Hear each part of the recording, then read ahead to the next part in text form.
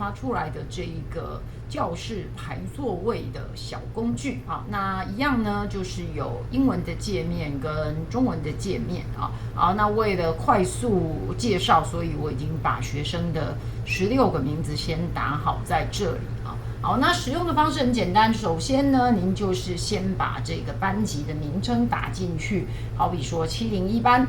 教师的名字呢，好比说用一下我自己的啊。好，那这边呢，为了这一个快速啊，所以呢设定的是16个学生啊。那当然呢，您这边也可以根据你班上的一个这个配置呢来设定啊。好，那4乘以4之后呢，就按下生成网格。生成网格之后呢，右方的这个空白的座位表就会跟着一起更新成4416啊。好，然后接下来呢，当然您就把学生的名字一行一个把它贴进去啊。好，那如果呢有这一个班上的职务呢，就打个逗点，然后把它写在后面啊。比如说呢，班长，对不对啊？好，那比如说再随便找一个同学，好比说呢，他这个class clown，假设说这也是一个工作了啊，这样子，好，那比如说人管钱的，对不对？那你说这个 finance。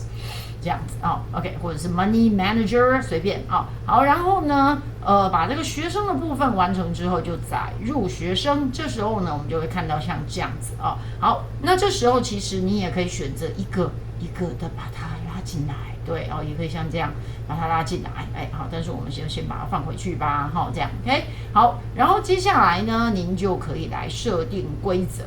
这边规则呢有所谓的指定座位，或者是呢2个人这个老死不相往来，所以呢就把他们分开坐好，或者是呢在一起太吵了，对不对？好，把他们分开，或者是一定把他们坐一起比如说呢这个一个要当这个小天使帮助另外一个或者是呢有人你一定要让他坐在第一排的这样子好。那有这些弹性那当然各位呢，如果觉得你还有其他的需求，不妨您也可以呢把这一个工具复制下来，然后呢再下你的指令跟他呢这个要求你还有别的座位规则好，那这边我就示范一个，好比说指定座位然后选择学生呢，好比我选择这个 Debbie然后我就点新增规则，好，这时候呢，他就会说，请点击一个座位以分配给 Debbie，OK， 好的，然后呢，我就点这里，对不对？好，这里的话呢，就是第一排的第3个座位，这样那这时候这边同步也会增加，有没有这个 Debbie 呢，你就是要把它钉在这个第3个座位好，那当然呢，你也还可以再新增别的规则，好比说有同学要分开坐的好比说呢，这个 Andy。跟这个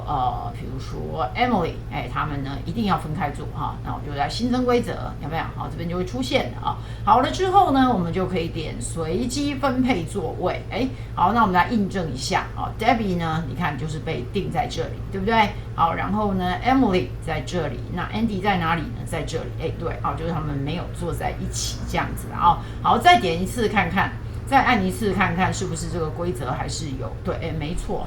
这个 Debbie 呢就还是在这个位置好，然后呢这个 Andy 在这里，而 Emily 在哪里呢？在这里，对，没有坐在一起，是不是好，那当然了除了他请他呢帮你随机排之外，您还是可以再去另外做安排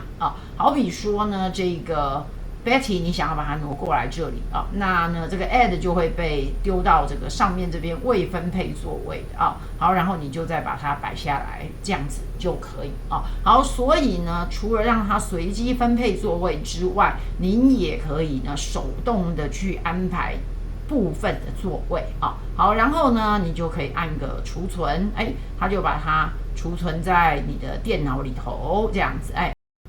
在储存了布局之后也就是储存了这个座位的安排之后呢，您就可以选择列印 and 汇出列印 and 汇出呢就会帮您开另外一个视窗。那因为之前呢我操作过是用所谓的这一个横式的好，那呢您也可以改成直式的不过这边呢好像这个还要再储存一次这个布局所以呢我们再来按一次储存布局 OK 好，然后呢按列印 and 汇出哦，你看有没有它就抓到了啊。好，然后呢不管是直式的或者是横式的都可以在这边做一个选择，然后就把它存成 PDF 档这样子好，那我相信应该算是够简便不过呢，在这个规则的部分那我这边呢就是只有这4种。如果呢您有更高的需求就是说呢需要其他的一些比较快速能够帮你处理的规则呢，那也建议您就是直接来复制我这一个 Gemini Canvas， 然后呢就可以去跟 Gemini Canvas 去做沟通然后呢请他修改成您要的一个